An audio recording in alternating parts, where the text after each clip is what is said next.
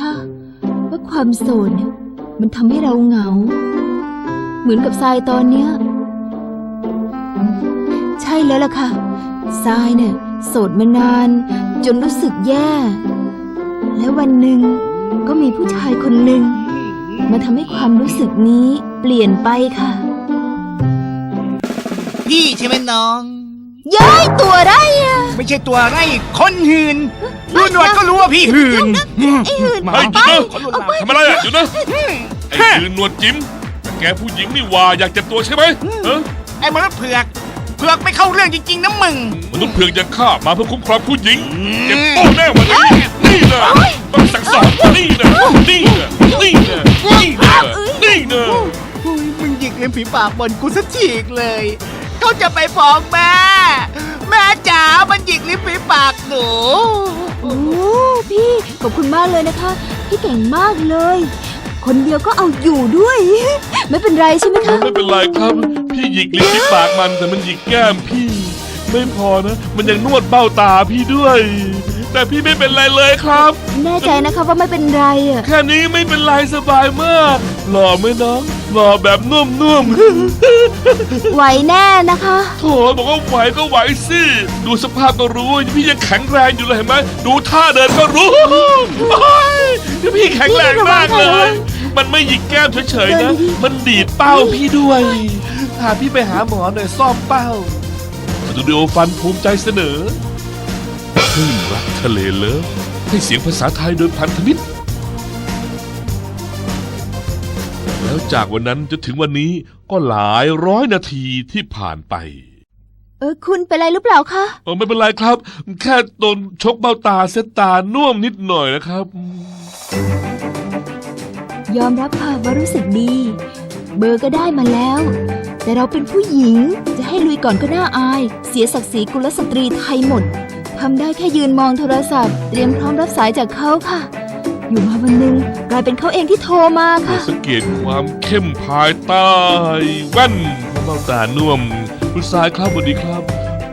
ไม่ทราบว่าคุณทรายพอจะมีเวลาว่างไปเที่ยวกับผมสักครั้งไหมครับผมจะคุ้มครองคุณทรายเองด้วยศักดิ์ศรีของลูกผู้ชายครับอะไรนะ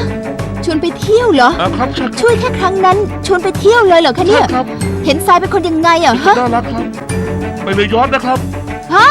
เรือยอชต์เหรอคะครับใช่ครับโอ้ยเห็นทรายเป็นพวกนึกถึงวัตถุนิยมหรือไงฮะเห็นทรายเป็นผู้หญิงใจง่ายเหรอคะเอาเรือยอชต์มาล่อแล้วทรายจะใจอ่อนเพราะเรือยอชต์เนี่ยไม่มีทางสรุปว่าคุณทรายไม่มาใช่ไหมครับไม่มาสักเมื่อไหร่แล้วล่องมาเลยค่ะอุ้ยกว้างใหญ่ไพศาลหรูหราทันสมัยทุกอย่างสุดยอดไปเลยค่ะไม่ตื่นเต้นเลยโอ้ยถ้าได้รูปสักทีจะไม่ลืมบุญคุณเลยเอาไปเลยเหรอคะไม่เห็นกันเลยยอดเลยครับไม่เห็นกันเลยยอดก็ทรายมาแล้วทำไมทำหน้าอย่างนั้นล่ะคะไม่วัตถุนิยมเลยนะครับมาก็ดีแล้วล่ะครับถ้าคุณทรายมาคนเดียวอะครับโอ้โหเป็นลำเลยโอ้โหเรือยอชต์เกิดมาไม่เคยขึ้นทั้งใหญ่ทั้งยาวขอเรือยอชต์สักทีแทบมาเรือยอชต์กูอีกหนักเรือกูมากเลยยอมรับว่ารู้สึกแย่มากๆครับเอาเพื่อนมาถล่มเราแบบนี้ไม่เอาอีกแล้วหวังว่าต่อไปจะมาเจอกันอีกไม่มีทางไม่ไว้ใจกันพาเพื่อนมาเป็นกองขอคอจะทำอะไรก็ทำไม่ได้ผู้หญิงอะไรก็ไม่รู้ไม่ยอมเปิดทางให้เลยอย่ามาเจออีกเลยไม่มีทางเจอกันแน่สาบานไม่เจอพี่เอเป็นไรหรือเปล่าคะเย้ตกใจเจอกันอีกแล้วชวนยังไงก็มาไม่เคยปฏิเสธกูเลยวันนี้คุณทรายสวยจังเลยนะครับแต่งตัวหน้าขยำมากไม่ใช่หน้าดูมากครับบอกได้คำเดียวว่าเห็นคุณทรายวันนี้แล้วเนี่ยอยากจะคว้าหมับแล้วจับไม่ใช่สวยๆอย่างเงี้ยมาถ่ายรูปกันหน่อยดีไหมครับอยากถ่ายรูปด้วยจังเลยนะครับคุณทรายคืออย่าเลยดีกว่าค่ะพอดีทรายไม่ค่อยชอบถ่ายรูปนะคะโธ่มาทั้งทีไม่ชอบถ่ายรูปอีกงั้นก็ไม่เป็นไรครับไว้คุณทรายอยากถ่ายแล้วค่อยถ่ายกับคุณทรายก็ได้ไว้โอกาสหน้าก็ไม่สายเกินไปหายไปไหนแล้วโพสท่ารอกูเลยถ่ายยังค่ะเมื่อยแล้วเนี่ยมาเร็วไม่ชอบเรือยอชต์ก็มาตลอดไม่ชอบถ่ายรูปก็ยืนแอนให้ถ่ายทำไมเป็นคนที่ปากไม่ตรงกันนมไม่ตรงกันใจแบบนี้เนี่ยเพื่อนคุณมาจีบเพื่อนฉันเนี่ยถามจริงไว้ใจได้หรือเปล่าฮะจะชูหรือเปล่าเนี่ยดูท่ายืนสิยืนแอน45 องศาเป็นท่าพร้อมนาบเลยนะเนี่ยเห ไม่ต้องห่วงถ้าผู้หญิงไม่ยอมมันไม่น่าบหรอกมันเป็นคนจริงใจสุภาพเรียบร้อยน่ารักที่สำคัญให้เกียรติผู้หญิงทุกคนสบายใจได้เลยไม่เคยแท้รองผู้หญิง แต่มันแค่ดมพุ่งดมสกุบพุ่งเล หอย มจังเลยครับ ผมคุณทรายหอมมาก อยากดมทั้งตัวเลยครับ นี่เหรอไว้ใจได้อะ ไว้ใจได้ในบางขณะ ถ้าไม่ว่าอะไรขอสายสักสองทีได้ไหมครับโอ้ฟินเฟอร์ฟินมากเลยฟิน ดมขนาดนี้มึงไปเปิดห้องดีกว่าไหม พอเวลาผ่านไปเราก็สนิทกันมากขึ้น คุยกันมากขึ้น เที่ยวกันมากขึ้นในที่สุดความรู้สึกของเรารวมถึงหัวใจของเรา ก็ถือได้ว่า ดีต่อใจเพราะใจเราตรงกัน มีความรักแล้วขำไม่มีเหตุผล อารมณ์ดีตลอด และความสัมพันธ์ของเราก็พัฒนาขึ้นไปเรื่อยๆครับ จากวันล่องเรือยอชต์ก็มาสู่การขี่รถท่องโลก เพื่อพัฒนาความรักของเรา และเพื่อจะลองดูให้รู้ว่าเราสองคนชอบเหมือนกันหรือเปล่า ตอนชวนเธอมาขี่มอเตอร์ไซค์เล่นเนี่ยเธอก็ตอบเหมือนตอนที่ชวนเธอไปนั่งเรือยอชต์นั่นคือไม่เอาไม่ง่ายอย่างนั้น อย่าเอามอเตอร์ไซค์มาล่อไม่มีทาง แต่โปรดสังเกตภาพที่เห็นตรงหน้า ชัดไหมครับ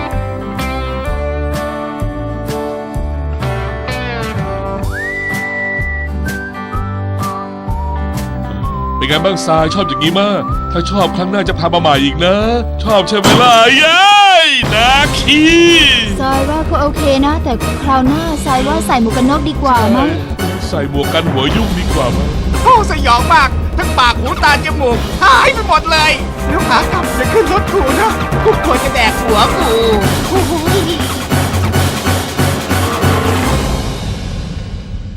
แต่ขณะที่ทุกอย่างกำลังดำเนินไปได้ด้วยดี เหตุการณ์ที่ไม่คาดคิดก็เกิดขึ้นครับ นั่นเพราะความห่างไกลของเราทั้งสองคนทำให้ทรายน่ะเริ่มคิดมาก แล้วไม่มั่นใจ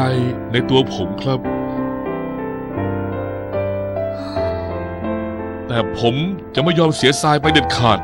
ผมต้องทำอะไรสักอย่างหนึ่งแล้ว นั่นคือไปซื้อหมวกกันน็อกเฮ้ยไม่ใช่ ไปล่องเรือกันอีกครั้งครับ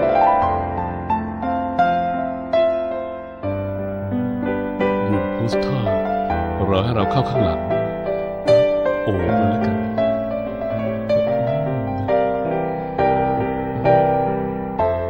เป็นไรเหรอทราย เงียบทั้งวันเลย